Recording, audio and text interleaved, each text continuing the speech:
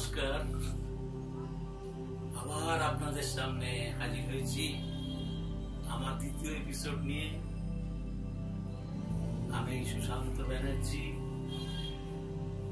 আজ আপনাদের মধ্যাহ্ন সন্ধ্যার সংক্ষিপ্ত বিবরণ আমি দিচ্ছি। প্রথমে আহ্বান করার জন্য বলতে হবে, এসো বিশ্বামিত্র ঋষি, অনুষ্ঠুপ ছন্দ, সবিতা দেবতা, জপোপনায়নে ওম মধ্যাহ্নে বিষ্ণুরূপাঞ্চ প্রাক্কস্তান পীতবাসসম যুবতীং চ জগির্বেদান সূর্য সংস্থিতান। অর্থাৎ মধ্যাহ্নে মানে দুপুরবেলা, মধ্যাহ্নে বিষ্ণু রূপাঞ্চ মানে বিষ্ণু রূপে কল্পনা করা হচ্ছে গায়ত্রীকে। সেই গায়ত্রী হচ্ছে ব্রহ্মের উপাসক যারা, বাইরে তাকে বিষ্ণু হিসেবে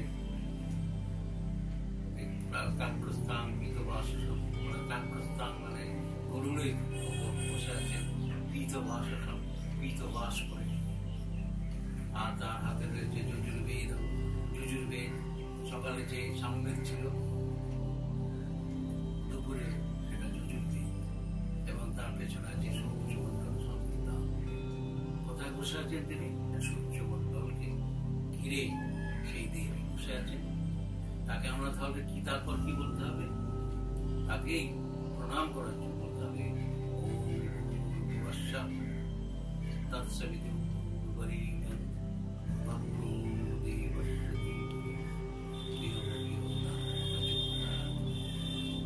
মানে ভূর্ভুবস্বঃ, এই যে লোকের যে দেবী, হে দেবী, তোমাকে আমি ব্রহ্মরূপে কল্পনা করে তোমার কাছে আমি মাথা নত করলাম, এবং আমি আমাকে এইভাবে দুপুরবেলা কিন্তু কর ওনার সময়, সকালবেলা যেরকম সোজা ছিল কর, দুপুরবেলা আমাদের এইভাবে করটা করতে হবে।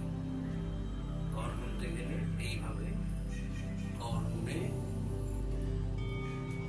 এই করটাকে এইভাবে নিয়ে ভূর্ভুবস্য তৎসবিতুর্বরেণ্যং ভর্গো দেবস্য ধীমহি ধিয়ো য়ো নঃ প্রচোদয়াৎ।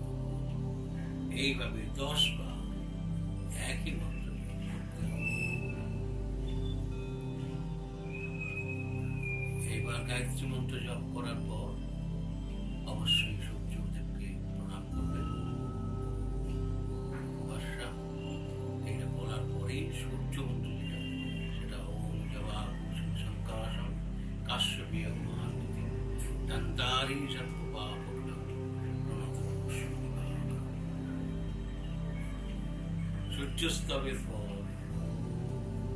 একবার কালী ডেকে নেবেন।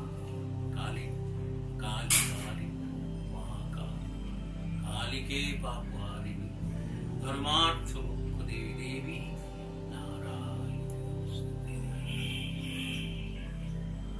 কালীকে বলার আপনি আহ্বান করার পরে এবারে লাস্ট শেষে প্রণাম মন্ত্র